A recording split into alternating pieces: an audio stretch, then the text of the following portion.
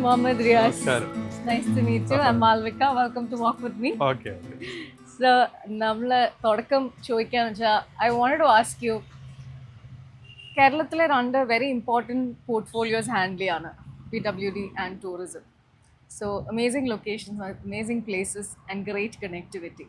That's a great idea for the economy of Kerala. ആ ഒരു കാര്യത്തിന് വേണ്ടിയിട്ട് what is it that you're working towards? അല്ല, പൊതുവേ ഒരു മാനിഫെസ്റ്റോയ്ക്കകത്ത് പറഞ്ഞ കാര്യങ്ങളുണ്ട്. ആ പറഞ്ഞ കാര്യങ്ങൾ നടപ്പിലാക്കുക, അഡീഷണലായി പുതിയ കാലത്തിൻ്റെ ആവശ്യത്തെ തിരിച്ചറിഞ്ഞുകൊണ്ട് കാര്യങ്ങൾ ചെയ്യുക, അതാണ് പ്രധാനം.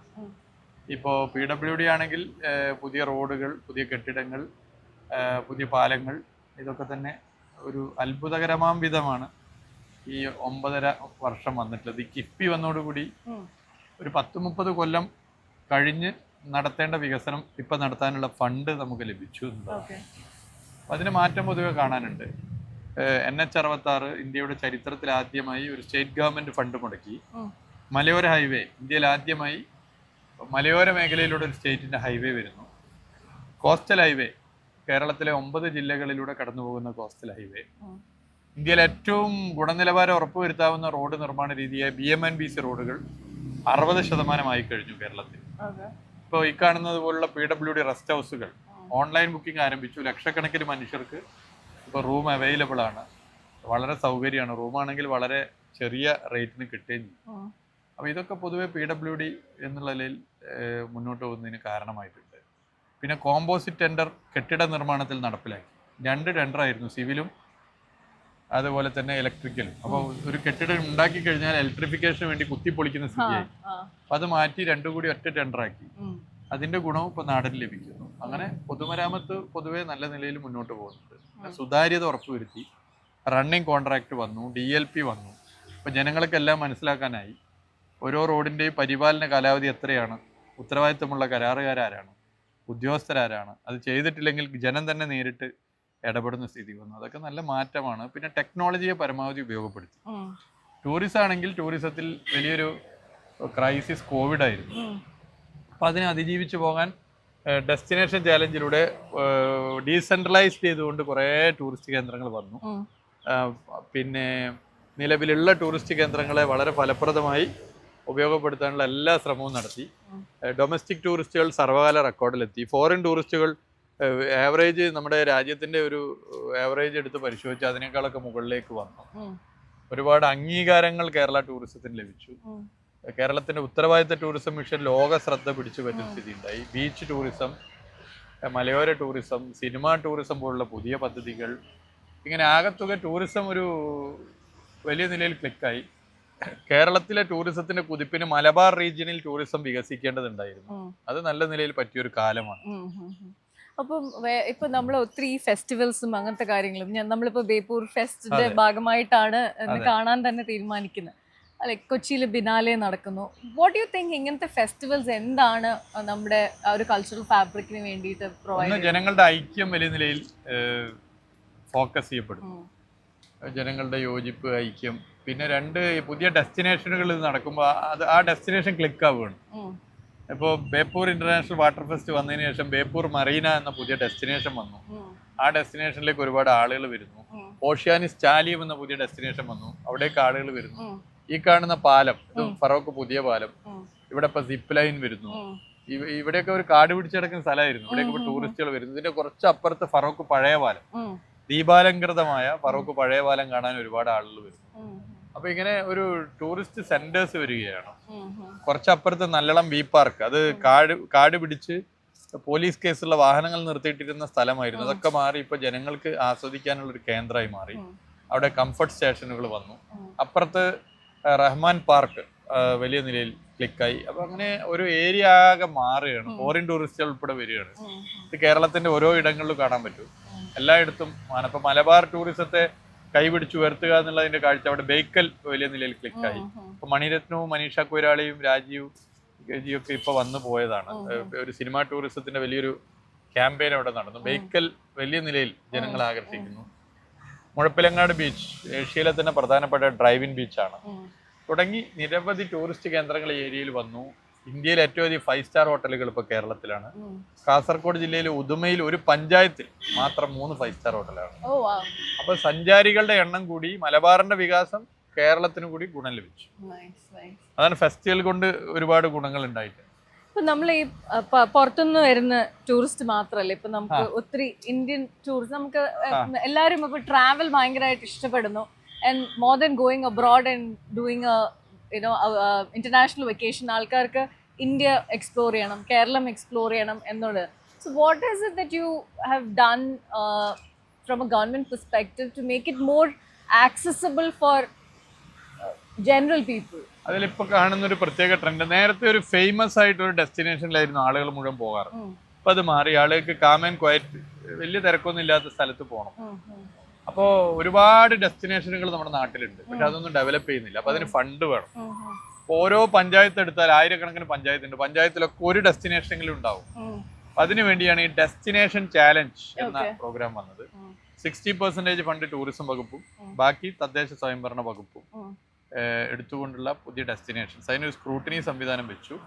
അതിൽ നിന്ന് ആളുകളെ സെലക്ട് ചെയ്തു. അങ്ങനെ ഇപ്പൊ കേരളത്തിൽ 100 കണക്കിന് പുതിയ ഡെസ്റ്റിനേഷൻസ് അതുപോലെ വരുന്നു. അപ്പൊ ആളുകൾ ഡീസെൻട്രലൈസ്ഡ് ആയി എവിടെയൊക്കെ പോവുകയാണ്.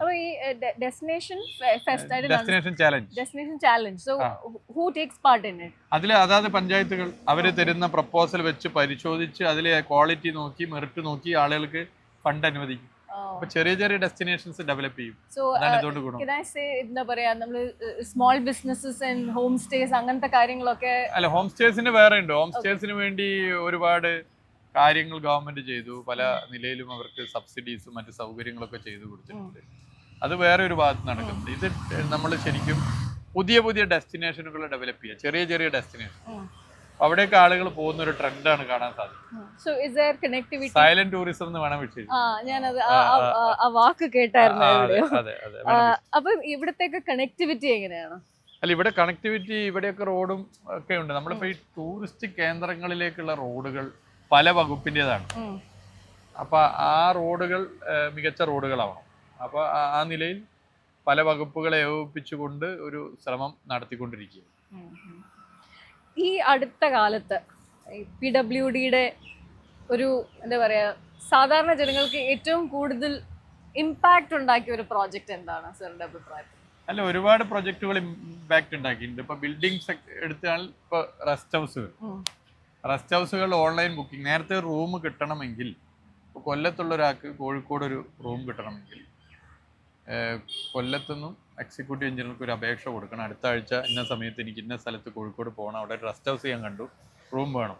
അത് കോഴിക്കോടേക്ക് വന്ന് മറുപടി കൊല്ലത്തേക്ക് പോയി തിരിച്ചയക്ക് കിട്ടുമ്പോഴത്തേനും ഈ ഒരാഴ്ച കഴിഞ്ഞു. ഇപ്പൊ ഒറ്റ വിരൽത്തുമ്പിൽ മൊബൈലിൽ അമർത്തിയാൽ റൂം ലഭിക്കും. അത് ലക്ഷക്കണക്കിന് ആളുകളാണ് ഇപ്പോൾ റൂം എടുക്കുന്നത്. ഇപ്പൊ ഇവിടെ ഒന്നും റൂം കിട്ടാനില്ല. അപ്പോൾ കോടിക്കണക്കിന് രൂപയുടെ അധിക വരുമാനം സർക്കാരിന് കിട്ടി. അതൊരു പൊതുവെ ആളുകൾ എടുത്തു പറയുന്നത്. 2 BMMBC റോഡായത്. BMMBC റോഡ് ഒരു 5-8 വർഷത്തേക്ക് ഒരു കുഴപ്പമുണ്ടാകും. ഒരു 60% റോഡുകൾ BMMBC ആയി എന്നുള്ളത് നമുക്കൊരു നല്ല അച്ചീവ്മെന്റ്. എന്റെ അടുത്തൊരു ചോദ്യം അതായിരുന്നു, ഇതിന്റെയൊക്കെ എന്താ പറയാ long term maintenance. BMMBC road ചെലവ് കൂടുതലാണ്. 1 കിലോമീറ്റർ റോഡിന് ഒരു 50 ലക്ഷം രൂപയെങ്കിലും ചിപ്പിംഗ് കാർപ്പറ്റ് റോഡ് നിർമ്മാണത്തെക്കാൾ BMMBC റോഡിന് ചെലവുണ്ട്. പക്ഷേ ഒരു 8 വർഷത്തേക്ക് ഒരു കുഴപ്പമുണ്ട്. BMMBC റോഡ് 100% ആക്കുക എന്നുള്ളതാണ് ഞങ്ങളുടെ ലക്ഷ്യം. അലോങ് വിത്ത് ഇതിന്റെ മെയിന്റനൻസും കാര്യങ്ങളും ഈ ടെൻഡറിനകത്ത് കൂടെ ഉൾപ്പെടുത്തിയിട്ട്. പിന്നെ നമ്മള് പാലങ്ങൾ 5 കൊല്ലം കൊണ്ട് 100 പാലം എന്നുള്ളത് ഒരു 4 വർഷമായപ്പോ തന്നെ പൂർത്തീകരിക്കാനായി. 100 കഴിഞ്ഞപ്പോ 150 ആയി. പിന്നെ തീരദേശ ഹൈവേ, ഹിൽ ഹൈവേ, NH66 ഇതൊക്കെ തന്നെ വലിയ നിലയിലേക്ക് കേരളത്തിന്റെ പശ്ചാത്തല വികസന മേഖലയിൽ മാറ്റങ്ങൾക്ക് കാരണമായിട്ടുണ്ട്. പിന്നെ ഇതിൽ ഏറ്റവും വലിയൊരു കാര്യം ഇപ്പൊ ആ കാണുന്ന പച്ച ബോർഡ് ഉണ്ടല്ലോ, അത് ജനങ്ങൾ കാഴ്ചക്കാരല്ല കാവൽക്കാരാണ് എന്ന് എഴുതി വെച്ച പച്ച ബോർഡാണ്. Defect liability period. ഒരു പുതിയ റോഡ് വന്നാൽ ഇത്ര കൊല്ലത്തേക്ക് ആ റോഡിന് എന്ത് കുഴപ്പമുണ്ടെങ്കിലും അപ്പം അതിന്റെ മെയിൻ്റനൻസ് നടത്താൻ കോൺട്രാക്ടർക്ക് ഉത്തരവാദിത്തമുണ്ട്. കോൺട്രാക്ടറുടെ പേരും ഫോൺ നമ്പറും ഉദ്യോഗസ്ഥന്റെ ഫോൺ നമ്പർ അസിസ്റ്റന്റ് എഞ്ചിനീയറുടെ ഫോൺ നമ്പറാണ്. അപ്പൊ അത് നിങ്ങൾ കാണണം. ഇതൊരു കേരളത്തിൽ വന്ന മാറ്റം. അങ്ങനെ ആയിരക്കണക്കിന് ബോർഡുകളുണ്ട്. ഈ റോഡിന് എന്തെങ്കിലും കുഴപ്പമുണ്ടെങ്കിൽ ഇതിന്റെ ഡിഫക്ട് ലയബിലിറ്റി പീരീഡ് ഇത്ര കാലമാണോ, ആ കാലം വരെ ആ റോഡിന്റെ മെയിൻ്റനൻസ് ഇവർക്ക് ഉത്തരവാദിത്തമുണ്ട് എന്ന് എഴുതി വെച്ചിട്ടുണ്ട്. അപ്പൊ ഏതൊരു പബ്ലിക്കിനും വിളിക്കാം, പരാതിപ്പെടാം. അപ്പൊ അതുകൊണ്ട് ഇപ്പൊ റോഡ് നിർമ്മാണത്തിൽ തന്നെ പൂർണ്ണമായും ഫണ്ട് ചെലവഴിക്കാൻ ബന്ധപ്പെട്ടവർ തയ്യാറാകുന്നു എന്നുള്ളതാണ് അതിന്റെ പ്രത്യേകത. അത് റണ്ണിങ് കോൺട്രാക്ട് പുതിയതുണ്ട്. ഈ ഡിഫക്ട് ലയബിലിറ്റി പീരീഡ് കഴിഞ്ഞാൽ 1 കൊല്ലത്തേക്കുള്ള റോഡിന്റെ പരിപാലനം അത് നേരത്തെ തന്നെ തീരുമാനിക്കുന്നതാണ് റണ്ണിങ് കോൺട്രാക്ട്. അതും വന്നിട്ടുണ്ട്. പിന്നെ ഈ എന്താ പറയാ വെൽനസ് ടൂറിസം അല്ലെങ്കിൽ കേരളത്തിന്റെ ആയുർവേദ, യോഗ, ഇങ്ങനത്തെ കാര്യങ്ങളൊക്കെ on a global platform how are we putting it out there? ഇങ്ങനെ ഒരു ഇത്രയും പാരമ്പര്യമുള്ള ഒരു എന്താ ഒരു സ്വത്താണ് നമ്മുടെ, വെരി റിച്ച് ഇൻ ഹെറിറ്റേജ്. അതെങ്ങനെയാണ് നമ്മൾ ഗ്ലോബലി അനന്ത സാധ്യതയാണുള്ളത്. നമ്മളിപ്പോ അതിന്റെ മൊത്തം ഒരു ലിസ്റ്റ് എടുത്ത് സർട്ടിഫിക്കേഷൻ കൊടുക്കണം എന്നുള്ള അഭിപ്രായം വ്യത്യസ്ത വകുപ്പ് ഹെൽത്ത് ഡിപ്പാർട്ട്മെന്റും കൂടി ബന്ധപ്പെട്ടാണ്. മുഖ്യമന്ത്രിയോട് തന്നെ സംസാരിച്ചിട്ടുണ്ട്. ചിലര് ക്വാളിറ്റി ഇല്ലാത്ത സ്ഥലത്ത് പോയി പെട്ടുപോകുന്നുണ്ട്, ഫോറിൻ ടൂറിസ്റ്റുകളൊക്കെ. ഇപ്പൊ സർട്ടിഫിക്കറ്റ് ഗ്രേഡ് ചെയ്തുകൊണ്ട് കൊടുത്ത് ഉറപ്പ് വരുത്തുക, അവിടെ വരുന്നവരെ ടൂറിസം സർക്യൂട്ടുകൾ ഉണ്ടാക്കി അവിടെ കൊണ്ടുപോവുക, ഇങ്ങനെയൊക്കെയുള്ള കാര്യങ്ങളാണ് ചെയ്യുന്നത്. അത് ആയുർവേദ, അലോപ്പതി, ഇതിനൊക്കെ കേരളത്തിൽ ഒരുപാട് പേര് വരുന്നുണ്ട്. ഒരു വെൽനസ് കോൺക്ലേവ് വിളിച്ചു ചേർക്കാനാണ്. ഇപ്പൊ ആരോഗ്യമന്ത്രിയായിട്ട് അതിന്റെ ഒരു ഡിസ്കഷൻ കഴിഞ്ഞു. അപ്പൊ കേരളം ഒരു വെൽനസ് ടൂറിസത്തിന്റെ ഒരു മെയിൻ സെന്ററായി മാറ്റുക എന്നുള്ളതാണ്. പിന്നെ ഇപ്പൊ അങ്ങനെ മെഡിക്കൽ ടൂറിസത്തിന് വരുന്ന ഒരുപാട് പേരുണ്ട്. നമ്മുടെ ഹോസ്പിറ്റൽസിലേക്ക് വരുന്ന ഒരുപാട് പേര്. അതിനൊരു സ്ട്രീംലൈൻ പ്രോസസ് ഉണ്ടോ ഇപ്പോ? അതെ, അതാണ് ഞാൻ പറഞ്ഞത്. അതിന്റെ ഒരു മൊത്തം ഒരു കോൺക്ലേവ് സംഘടിപ്പിച്ച് അതിന്റെ ഒരു പോളിസി തന്നെ മുന്നോട്ട് വെക്കാനാണ്. സോ ഇതൊരു ക്ലീഷേ ക്വസ്റ്റ്യൻ ആണ്, but I still have to ask you, what is your long-term vision for Kerala as a person who's been handling these 2 portfolios? എന്താണ് മനസ്സിലുള്ളൊരു വിഷൻ? കേരളത്തിലെ റോഡുകൾ 100% BMNBC റോഡാവും. കേരളത്തിലെ റോഡുകൾ ഡിസൈൻഡ് റോഡുകളാവും. ഡിസൈൻഡ് എന്ന് പറഞ്ഞ ഉദാഹരണം ഞാൻ പറഞ്ഞുതരാം. ഇപ്പൊ ഒരു കുടിവെള്ള ആവശ്യം, നമ്മുടെ കുടിവെള്ള പൈപ്പിന് വേണ്ടി കീറുന്നത് ടാർ ചെയ്ത നല്ല റോഡുകളാണ്. അത് ഡക്റ്റുകൾ, ഡിസൈൻ റോഡുകളിൽ ഡക്റ്റുകൾ ഉണ്ടാവും. റോഡ് നടുവേ കീറേണ്ടതില്ല. പുതിയ റോഡ് നിർമ്മാണമൊക്കെ അങ്ങനെയാണ്. ഇപ്പൊ ഡക്റ്റുകളിലൂടെ പൈപ്പ്, ഇലക്ട്രിക്കൽ അല്ലെങ്കിൽ ഈ പറയുന്ന കുടിവെള്ളം ഒക്കെ പോകുന്നൊരുന്നില്ല. മറ്റേതൊക്കെ റോഡ് കുഴിച്ചു മാനും. ഡിസൈൻ റോഡിന്റെ ഒരു ഗുണം അതാണ്. പിന്നെ കാൽനട യാത്രക്കാർക്ക് ഫുട്പാത്ത് എല്ലാ സൗകര്യങ്ങളും. അതുപോലെ സൈക്കിൾ ട്രാക്കുകളുള്ള റോഡ്. ഭാവിയിൽ നമ്മൾ സൈക്കിളൊക്കെ ഒരുപാട് ഇനിയും വർദ്ധിച്ചു വരിക. പിന്നെ ഭിന്നശേഷി സഹോദരി സഹോദരന്മാർക്ക് അനുയോജ്യമാകുന്ന നിലയിലേക്കുള്ള നിർമ്മാണമാണ് ഇപ്പൊ നടക്കുന്നത്. അങ്ങനെ ഏറ്റവും മികച്ച റോഡുകൾ, നല്ല ഡിസൈൻ, നല്ല വീതിയുള്ള റോഡുകൾ കേരളത്തിൽ വേണം. നമ്മൾ തിക്ലി പോപ്പുലേറ്റഡ് സ്റ്റേറ്റ് ആണ്. അതുകൊണ്ട് ഭൂമി ഏറ്റെടുക്കുക അത്ര എളുപ്പമല്ല. അതിന് ചില പ്രശ്നങ്ങളുണ്ട്. എന്നാലും നമുക്ക് അതിലേക്ക് എത്തണം. കെട്ടിടങ്ങളൊക്കെ തന്നെ എന്ന് പറഞ്ഞാൽ ഈ പറഞ്ഞ എല്ലാ നിലയിലും പുതിയ കാലത്തിനനുസരിച്ചുള്ള കെട്ടിടങ്ങൾ വേണം. കെട്ടിടങ്ങൾ ആ നിലയിലേക്ക് മാറ്റണം. പാലങ്ങൾക്കടിയിലുള്ള സ്ഥലങ്ങൾ, കൊല്ലം ബി പാർക്ക് നിങ്ങൾ കേട്ടിട്ടുണ്ടാവും. ഒഴിഞ്ഞു കിടന്ന സ്ഥലങ്ങളാണ് കേരളത്തിലെ പാലങ്ങൾ, കടിയിലുള്ള സ്ഥലം, അവിടെ പാർക്കുകൾ. ഇതുപോലെ കേരളത്തിൽ ഇനി പുതിയ പാലം ഉണ്ടാക്കുമ്പോൾ അതിന്റെ അടിയിലുള്ള സ്ഥലം കൂടി ജനങ്ങൾക്ക് ഉപയോഗിക്കാൻ പറ്റുന്ന നിലയിലേക്കുള്ള അപ്പോൾ തന്നെ ഡിസൈൻ ചെയ്യാം, ഒരു പുതിയ പാലം നിർമ്മിക്കും. അപ്പൊ അങ്ങനെയൊക്കെയുള്ള മാറ്റങ്ങളാണ് പശ്ചാത്തല വികസന മേഖലയിൽ ആഗ്രഹിക്കുന്നത്. പിന്നെ ഈ പറഞ്ഞ തീരദേശവും മലയോര ഹൈവേകളൊക്കെ വന്നു കഴിഞ്ഞാൽ കേരളത്തിന്റെ ചിത്രം മാറും, ഒരു സംശയമില്ല. NH66 ഇപ്പൊ കഴിഞ്ഞ സ്ഥലങ്ങളിൽ തന്നെ വലിയ അച്ചീവ്മെന്റ് ആയി മാറിയിട്ടുണ്ട്. ടൂറിസം ആണെങ്കിൽ ടൂറിസത്തിന്റെ ഒരുപാട് സാധ്യതകൾ ഇപ്പോൾ കേരളം എടുത്ത് പരിശോധിച്ച വെൽനസ് ടൂറിസം, ഇതുപോലെ തന്നെ നമ്മൾ റെസ്പോൺസിബിൾ ടൂറിസം തുടങ്ങി അനന്ത സാധ്യതയുണ്ട്. ഇതിനെയൊക്കെ നമ്മൾ എല്ലാവരും യോജിപ്പിച്ച് കൊണ്ട് യാഥാർത്ഥ്യമാക്കുക. അതിന് ഓരോ വ്യക്തിക്കും ഞാനാണ് ടൂറിസത്തിന്റെ ബ്രാൻഡ് അംബാസഡർ എന്നൊരു തോന്നലുണ്ടാകുമ്പോൾ ആ നാടിനെ വൃത്തിയായി സൂക്ഷിക്കാനും, ഈ നാട് വൃത്തിയായി സൂക്ഷിച്ചാൽ മാത്രമേ ഇവിടെ കൂടുതൽ കൂടുതൽ സഞ്ചാരികൾ വരൂ. അങ്ങനെ സഞ്ചാരികൾ വന്നാൽ സാമ്പത്തികവും സാമൂഹികമായ അഭിവൃദ്ധി ഉണ്ടാകും. ടൂറിസം വികസിച്ചത് കൊണ്ട് മാത്രം എത്രയോ ലോകരാജ്യങ്ങൾ രക്ഷപ്പെട്ടു. നെല്ലിക്ക കച്ചവടം നടത്തുന്നയാൾ മുതൽ ഒരു റിസോർട്ട് ഉടമക്ക് വരെ അതിന്റെ ഗുണം കിട്ടും. ഓട്ടോറിക്ഷ തൊഴിലാളികൾ തുടങ്ങി എല്ലാവർക്കും ഗുണം കിട്ടും. അപ്പോൾ ആ ഒരു കാഴ്ചപ്പാട്, എൻ്റെ നാട് വൃത്തിയായി നിൽക്കണം, ഇവിടേക്ക് വരുന്ന ടൂറിസ്റ്റുകളോട് വളരെ നല്ല നിലയിൽ ആതിഥേയ മര്യാദയോടുകൂടി ഇടപെടണം, പെരുമാറണം, ഇങ്ങനെയൊക്കെയുള്ളൊരു കാഴ്ചപ്പാട് ടൂറിസത്തിൻ്റെ ബ്രാൻഡ് അംബാസഡർമാരായി മാറാൻ സാധിക്കുന്ന ഓരോ പൗരനെയും മാറ്റി തീർക്കണം. യങ് ജനറേഷൻ അങ്ങനെ മാറ്റാൻ വേണ്ടിയാണ് ഇപ്പോൾ ടൂറിസം ക്ലബ്ബുകൾ ആരംഭിച്ചത്. അത് വലിയ സക്സസ് ആയി, ആയിരക്കണക്കിന് ആളുകൾ അതിൽ വരുന്നു. അപ്പം അത് നമുക്ക് ഇനിയും ഇത്തരം കാര്യങ്ങൾ ചെയ്തിട്ടുണ്ട്. കേരളത്തിന്റെ ഓരോ സ്ഥലവും ഒരു ടൂറിസ്റ്റ് ഡെസ്റ്റിനേഷനാണ്. ആ നിലയിലേക്ക് കേരളത്തെ ഒരു ടൂറിസം സ്റ്റേറ്റ് ആക്കി മാറ്റണം. ഇതാണ് പൊതുവെ ആഗ്രഹം. ഉള്ളൊരു ആഗ്രഹം. അതുപോലെ ഇപ്പം PPP പാർക്സിനെ പറ്റി ഒരു ഇത് കേട്ടായിരുന്നു ഞാൻ. Can you explain about that? PPP എന്ന് പറഞ്ഞാൽ നമുക്കിപ്പോ ഗവൺമെന്റിന് എല്ലാ കാര്യത്തിലും ഫണ്ട് ചെയ്യാൻ വേണ്ടി പറ്റില്ല. അപ്പൊ അവിടെ പബ്ലിക് പ്രൈവറ്റ് പാർട്ടിസിപ്പേഷൻ. അപ്പൊ ഞാൻ നേരത്തെ ഉദുമ പഞ്ചായത്തിലെ 3 5 സ്റ്റാർ ഹോട്ടൽ പറഞ്ഞു, ഗവൺമെന്റ് സ്ഥലത്തിലാണുള്ളത്. അപ്പൊ ഗവൺമെന്റ് ഒരു ഫെസിലിറ്റേറ്ററുടെ റോളിൽ നിന്ന് ഒരുപാട് ഗവൺമെന്റ് സ്ഥലങ്ങൾ ടൂറിസം ഡെവലപ്പ് ചെയ്യാൻ വേണ്ടി പബ്ലിക് പ്രൈവറ്റ് പാർട്ടിസിപ്പേഷനിൽ എങ്ങനെയൊക്കെ സാധിക്കും, അതാണ് ടൂറിസം ഇൻവെസ്റ്റേഴ്സ് മീറ്റിലൂടെ ടൂറിസം വകുപ്പ് മുന്നോട്ട് വെച്ചത്. അതിന്റെ ഭാഗമായി കുറെ പുതിയ പദ്ധതികൾ വരുന്നുണ്ട്. അത് കേരളത്തിന് വലിയ മാറ്റങ്ങൾക്ക് കാരണമാകുന്നതാണ്. ഇപ്പൊ ഈ സ്ഥലം തന്നെ അങ്ങനെ എടുത്താൽ ഗവൺമെന്റ് സ്ഥലം നമ്മൾ ഇതുപോലുള്ള സിപ്പ് ലൈനും ഇതിനൊക്കെ വേണ്ടി കൊടുത്തതാണ്. അപ്പൊ അങ്ങനെയുള്ള കുറെ സാധ്യതകൾ ഉപയോഗിക്കുക എന്നുള്ളതാണ്. സോ ഇതിന്റെ ഇപ്പം നമ്മളിപ്പോൾ പറഞ്ഞു സിപ്പ് ലൈൻ, അഡ്വഞ്ചർ ടൂറിസം, അങ്ങനത്തെ പല കാര്യങ്ങൾ. ഇതിന്റെയൊക്കെ ഒരു സേഫ്റ്റി അല്ലെങ്കിൽ കംഫർട്ട് ലെവൽ മെയിൻറ്റെയിൻ ചെയ്യാനായിട്ടുള്ളൊരു എന്താ പറയാ,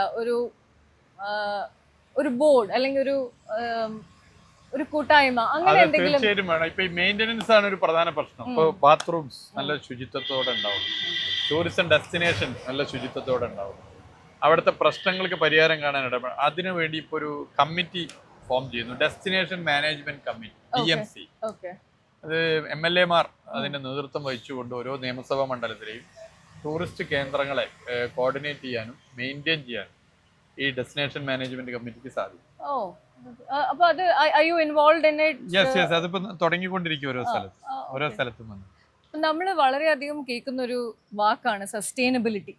so as A person who handles these 2 portfolios which is very important to Kerala, എവിടെയാണ് സസ്റ്റൈനബിലിറ്റി നമ്മുടെ കാര്യത്തിൽ വാക്കാലല്ലാണ്ട് പ്രവൃത്തിയാൽ നമ്മൾ കൊണ്ടുവരുന്നത് എങ്ങനെയാണ്? അല്ല, നമ്മൾ അതിനെല്ലാ ശ്രമവും നടത്തിക്കൊണ്ടിരിക്കുകയാണ്. അത് ഈ വകുപ്പുകളിൽ മാത്രമല്ല, പൊതുവെ നമ്മൾ ഒരു സുസ്ഥിര വികസനം എന്ന കാഴ്ചപ്പാടോട് കൂടി നമ്മൾ അതിന്റെ ശ്രമങ്ങൾ നടത്തിക്കൊണ്ടിരിക്കും. സോ നമ്മൾ പല ടൈപ്പ് ഓഫ് ടൂറിസം പറഞ്ഞു. ഇതിനകത്ത് ആസ് എ മിനിസ്റ്റർ സാറിനെ എക്സൈറ്റ് ചെയ്യിക്കുന്ന ഏതെങ്കിലും ഒരു പെർട്ടിക്കുലർ ലൈൻ ഓഫ് ടൂറിസം എന്താണ്? അങ്ങനത്തെ കുറെ എക്സ്പീരിയൻസുകൾ ഉണ്ടായിട്ടുണ്ട് ഈ 4.5 വർഷം. അതിൽ ഒന്ന് ഞാൻ പറയാം, അതാണ് കൂടുതൽ പ്രാധാന്യം എന്ന് ഞാൻ പറയുന്നില്ല, ഒന്ന് പറയാം. ഒന്ന് സിനിമ ടൂറിസമാണ്. ഇപ്പൊ ചില ലോക രാജ്യങ്ങളിൽ ഷൂട്ട് ചെയ്ത സിനിമ ആ ലൊക്കേഷൻ എത്ര കാലം കഴിഞ്ഞാലും ആളുകൾ ഓർക്കുകയാണ്. അന്നത്തെ സിനിമയുടെ ഷൂട്ടിംഗ് നടന്ന സമയത്തുള്ള പ്രത്യേകതകളും ആ സിനിമ റിലീസ് ചെയ്തപ്പോഴുള്ള പ്രത്യേകതകളും ഒക്കെ വെച്ചുകൊണ്ടുള്ള ഒരു രീതി കാണാൻ ആളുകൾ വരുന്നുണ്ട്. എന്തുകൊണ്ട് കേരളത്തിൽ ഇങ്ങനെയൊന്നും ആരംഭിച്ചുകൂടാ എന്ന് പൊതുവെ ഞങ്ങൾ ചർച്ച ചെയ്തു.